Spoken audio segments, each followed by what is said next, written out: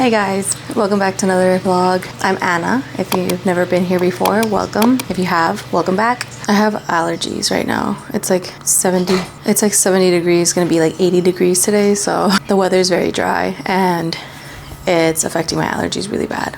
Anyways, welcome back. So today I'll be talking about my pregnancy, how it's been so unexpected. Let me just get started with that. I found out I was pregnant a few days after Thanksgiving. So on Thanksgiving, I went to a family's home. We had Thanksgiving there and I was very hungry. That's what I remember. I was just very hungry. So I ate basically everything. I ate doubles of everything. And even to me, it was kind of like shocking that I was even able to consume as much food as I did that day. The next day, I felt horrible. I was very sick. I was just like vomiting. My stomach hurt and I was just nauseous. I thought I had food poisoning. That's what I hashed it out to be, food poisoning. I called out work. I was just like, yeah, it's really bad food poisoning. Like, can't come in. My mom called me and I was like, yeah, I'm not feeling good. I got food poisoning from all the food. I don't know what it was. Something there made me very sick. So we'll talk later. Like, I need rest.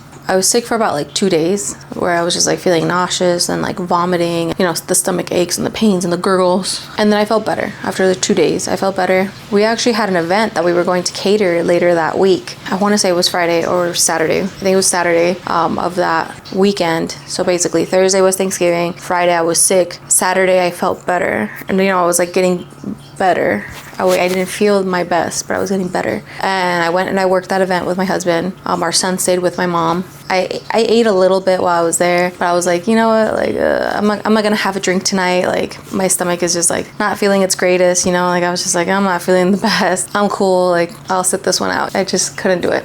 The next day I felt better. Then Monday comes around and while I was at work I vomited. I was just like, okay, I'm not feeling good. But then I thought it was weird. I was like, okay, well, food sickness just doesn't go away and then come back like that. Something's off here. So, you know, I left work, I went home. The whole time I'm thinking like, what could it be? What could it be? Mind you, Thanksgiving is at the end of the month, and little did I realize I had actually missed my period. That's when I started kind of calculating the time. It's kind of like, okay, something's not adding up here. Am I late, or did I really miss it completely? We've been so busy, you know, and it just passed my mind, you know. I just didn't think about it. I lost track of it. And so I started calculating and I was like, okay, last time I had my period was in October. Like, did I have my period this month? You know, like I started questioning that. Like, did I get my period this month? Like, what's going on, you know?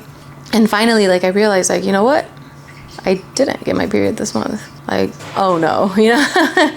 It was kind of like that moment of like realization of like, oh crap, like, is this the one? Is this it? Or could it be a false alarm? Like, could it be something worse? On my way home from work, I stopped at Walgreens and picked up some pregnancy tests because I wanted to know. I wanted to know right then and there because I had to know. I went home, took 2 tests. Both tests were positive. I was just in shock because I had my son 5 years ago and I haven't had a single pregnancy since. And honestly, like for my age, I'm in my mid-30s, so I didn't think it was gonna happen anymore. You know, I was like, okay, it hasn't happened these past 5 years. It's not gonna happen at all. Not just that, we weren't planning on having any more kids after our first child. It was shocking. I was very shocked. And honestly, like the shock really stuck with me for a couple months. You know, we find out, I told my husband and he's like, okay, well, what are we gonna do? Do you wanna have another kid or? And I was like, honestly, I'm not sure. Obviously, like, I always wanted 2 kids, but my first pregnancy, I had a couple of complications when I went into labor. You know, that kind of like was basically like for me the defining factor of I'm not gonna have any more kids now. I don't want to risk my well-being and I don't want to risk my child's well-being, you know. That for me was it, you know, like I had my one son and I was like, all right, that's it. And like I said, because of my age, I really had to really think about it. Like, is this the right decision for us? For me, especially because it's my body. Like, I'm the one who's gonna have to do this. I'm the one who is growing this child, you know, like not just that, but I'm the one who's going to have to go through the obstacles after the fact. Not saying that like I'm alone in this. My husband is 100% on board. You know, he's a great father. He's been a great father to our son. In that sense, I'm not worried. It was more for my health that I was really concerned. My first pregnancy, when I went into labor, literally like the day before that I went into labor, I actually got preeclampsia. It was kind of a shock because throughout my whole pregnancy, everything was good. You know, like my vitals were always good. My blood pressure was always normal. I had a very healthy pregnancy. To go from that to basically being like, all right, you're having a baby today. Even though I had 2 weeks left before like actually having to like deliver, it was very shocking, and it was also very scary because my grandmother actually passed away from complications of preeclampsia, and she was 32. She was very young, so you know it was very scary. It made me worried, you know, for like any other pregnancy that I would have. You know, I had to think about that because odds are I will get preeclampsia again, like when I go into labor, or you know when the closer I get to like delivering. My son was too big. I couldn't push him. I pushed for 21 hours and nothing for all that time, so I had to get an emergency C-section. You know, that was the way I got him out. So there's also like that. Now I have to think about like, am I gonna have a second C-section, or am I going to try and push naturally? But the baby has to be like a certain size so that I'll be able to push. Otherwise there's no point in me even thinking about that, you know? Yeah, I'll talk about that more in a minute. Ultimately, we decided to keep our baby. It was kind of a hard decision. I feel very unprepared this time around. We weren't planning it, you know, like we did with our first son. Our first son, we planned it. So we were expecting that. Like the expectation of like getting pregnant was there. This time around, I was not expecting to get pregnant anytime soon at all, if any. So, you know, there was that like shock, that initial shock that just kind of like stuck with me for so long. Crap, okay, I'm pregnant. I'm having a kid. Like I'm pregnant, I'm having a kid. You know, for the first trimester, it was very hard. I did get very depressed. I was very scared. A lot of it had to do with the fact that, like I said, we didn't prepare for this. So I was very scared that like I hadn't taken like the steps to be healthy, you know, or 100, you know, be basically where I wanted to be health-wise, so that I can have a kid and give my child like that healthiness, you know, from the beginning. Where we are financially is completely different than where we were the first time around. That has been like the most terrifying part of this whole thing, where I'm feeling like, okay, not only was I not mentally prepared, not only was I not, in my opinion, physically prepared, we're not financially prepared. That has honestly been kind of like the more scary part of the whole thing, that I don't feel like we're financially prepared. With my previous vlog, I spoke about my career and how bad it's basically been the past 6 years. Having that kind of like cloud loom over me of like, financially, I don't feel prepared to have a second child. I also feel a lot more prepared than I did the first time, because now I know what I need. You know, what's more important of like what I require for a baby than what I actually like acquired during my first pregnancy. Having that in mind, knowing that I don't need all of these fancy tools and things, and knowing what worked the first time for me, I think really helps cut the budget in half, you know, in that case. I'm also like looking at the brighter side of like, okay, well, I'm not planning on spending as much because I know for a fact that I'm not gonna need all of that. In many ways, I'm also like, okay, cool, we got this. But it's, yeah, definitely something that like to this day, at this point I'm 22 weeks, so I'm about 5 months pregnant. We know that we don't need all those things anymore. We know the specific things that we need, and a lot of those things we can get, you know, at our baby shower. I'm not feeling that worried. Not just that, I'm eating double right now. Well, not double, but like I'm eating a lot more fruits, a lot more vegetables than I normally do. I eat a lot of fresh fruits, a lot of fresh veggies. Like those are like my go-tos. Like I just love fresh fruit and vegetables. So our grocery bill has gone up maybe by like $20. So we're also very good at like purchasing our groceries. A lot of our groceries that we do buy, everything is fresh. We buy a lot of like fresh fruit, a lot of fresh vegetables. We buy 1 or 2 types of meat, but we don't buy a lot of like processed foods because we don't see the point. It's a lot more expensive to buy the processed items than it is to just buy the fresh fruit, fresh vegetables. You know, we stick to that a lot, so that our grocery bill is normally, even with inflation or with the hike in pricings, I mean, we're not spending more than like, for 3 of us, we're not spending more than like $80. We're keeping our bill below 100, which is great. I know a lot of families who are 3 people in their home as well are spending over 120. You know, like knowing what works for us really helps with that like anxiety of the financial strain. A lot of it has to do with the nerves, I guess. And initially, like emotionally, I felt, I was very scared.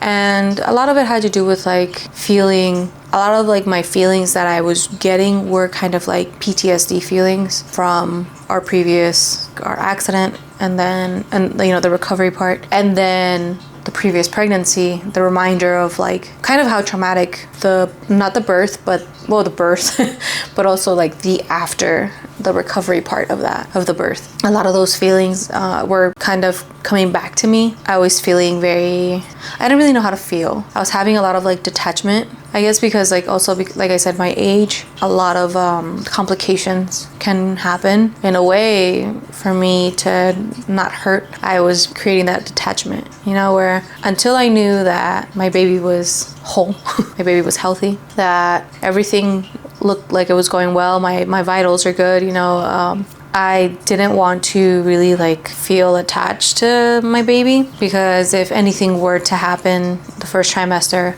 then, you know, or even part of the second, then, you know, I didn't want to feel that hurt. Like, yeah, of course I would feel the loss, but I didn't want to feel that attachment with the loss. I don't know if that really makes sense.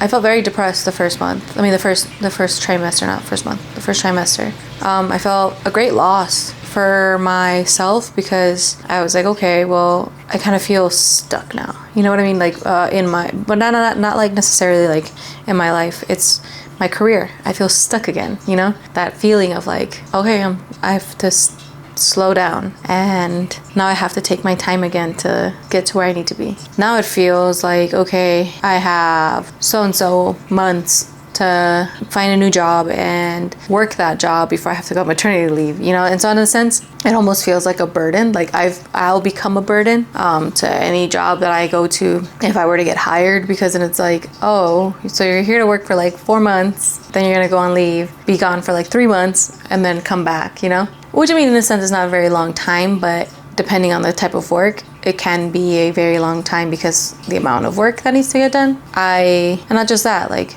the adjustment period of like, what am I going to do with my baby, like after, you know, like when I go back to work? Am I going to get a nanny, or am I going to put my baby in daycare, you know? And so having to figure that part out too is kind of like another complication. So there's like a lot that still needs to get figured out before. And clearly, like I said, I don't really feel stuck anymore. Initially I did. Like I said, in the first trimester, it was very hard, very, very hard. At this point, I'm kind of just going with, you know, rolling with the punches, kind of like going with the flow, and waiting to go on leave, to be honest. I'm so tired of like work. I'm so tired of going to work, and I'm tired of like going to my current job. It's just so like, bleh. I just want to stay at home, make videos and edit the videos that I have to edit for like, you know, other projects that I've been working on, you know, but that doesn't pay me, so so I have to keep going to work. And I also want my benefits, so I want my paid maternity leave. There's that too. That perk of like getting money to stay at home and take care of my baby. But in great honesty, I probably shouldn't be saying this, but it's not like I have a huge following. I'm thinking that after my leave, I might not go back to that job that I'm at. I honestly don't think I could stand going back to that job. I do have some potential new jobs lined up that will probably work out with my timeline of when I go back to work after my leave. I'm not putting all my eggs into one basket, but I'm putting some eggs in there, at least like when it comes to my job, because like I already can't stand my job to begin with. I think if I go back, I'm just gonna feel stuck again, you know. I'm gonna feel more miserable and just feel like, oh my god, like why, you know? Why is this still my job, you know? Yeah, I'm kind of hoping that, you know, it all works out. That's all I can really hope for at the moment. Obviously, like I'm trying to make things happen. So there's only so much that is in my power, you know, like I'm taking the initial step of like applying. And anyways, so yeah, so I'm 22 weeks pregnant. I actually found out that I'm having a baby girl. I'm super excited about that because that means I have a boy and a girl now. And I'm closing up shop, honestly, like, and I think that's where, like, what my birthing plan is gonna be. I think I'm leaning more towards having a C-section again so that I could just also get snipped so I could get my tubes tied and close shop, because I honestly, after this, I don't plan on having any more surprise babies. And I don't plan on having any more kids. I don't want to have any more kids. I'm happy with 2. 2 is perfect. 2 is right. In this economy, in America, 2 is perfect. No more surprises in my 40s. And I was honestly looking forward to like being done raising my son at like 42, you know? I think that's when he would be like 18 going off to college, you know? Now I'm like, okay, I have to wait till I'm like 50. Or at least a little closer to 50. I should really do the math. Yeah, so 42 would have been like when he would go off to college. Wait, is it? I think I counted it wrong. Hang on a second. Let me try again. 47, my bad. 47 was when I would have been done when he be going to college. So now I have to wait another 5 years. Okay, 52, which is not terrible. Like, you know, I'm still youthful. It's just like mid-age, you know? I mean, you know, it's just a couple more years. I'm looking forward to all of those years with them. I'm excited. I'm very excited, so I can't wait. So that's my story of my surprise pregnancy and why it was so surprising. Thanks guys again for joining me and for listening. I hope I didn't bore you. I hope you guys had a good time listening to my story. And if you somehow find yourself having a surprise pregnancy and feel unprepared, but know you want to have this baby, don't be afraid. Things will pan out, and just get smarter, you know, just prepare yourself, I guess is the best way I could put it. Prepare yourself because it's coming. There's no stopping it. Once you choose that you're gonna stay with this baby and you're gonna have this baby, prepare yourself. That's all you can do, you know, prepare yourself, and you'll never be ready. No matter how much you think you'll be ready, you'll never be ready. And it's honestly all just like a learning process together. So take it one step at a time. Well, okay guys, I'll talk to you guys next time, and I'll see you in the next vlog. Bye. Oh, so big now.